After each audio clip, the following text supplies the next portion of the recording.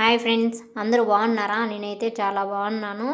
ఈరోజు నేనైతే వంకాయ పప్పు చేస్తున్నాను. దానికి కావాల్సినవి చూసేయండి.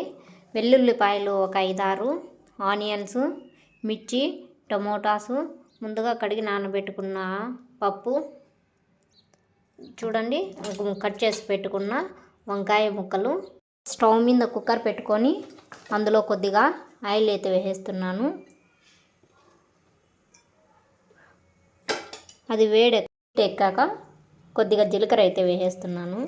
జీలకర్ర వేస్తే టేస్ట్ చాలా బాగుంటుంది. తర్వాత వెల్లుల్లిపాయ అయితే వేసేస్తున్నాను. ఫ్రై అయ్యాక ఇప్పుడైతే మిర్చి అయితే వేసేస్తున్నాను.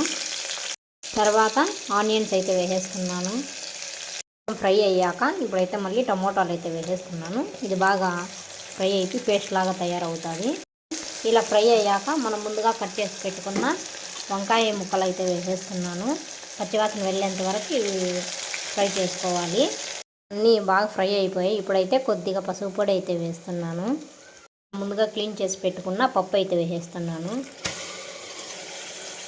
ఎంత ఫ్రై అయ్యాక ఇప్పుడు నిమ్మపండు సైజ్ అంతా చింతపండు అయితే వేసేస్తున్నాను. మనకు ఎంత క్వాంటిటీలో అయితే కావాలో అన్ని వాటర్ అయితే వేసుకోవాలి. వాటర్ అయితే వేసేస్తున్నాను. ఇప్పుడు కొద్దిగా కొత్తిమీర అయితే వేసేస్తున్నాను. తగ్గట్టు ఉప్పు అయితే వేసేస్తున్నాను.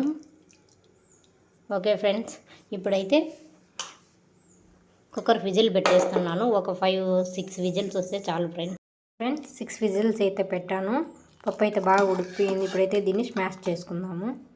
వేసుకున్నాక ఇప్పుడైతే పోపు అయితే వేసుకుందాము. స్టవ్ మీద ఒక కడాయి అయితే పెట్టేశాను. అందులో వెల్లుల్లిపాయలు 2, సాసవలు, ఉద్దిపప్పు, కరివేపాకు, ఎండుమిరపకాయలు వేసేసి పోపు అయితే వేసేస్తున్నాను.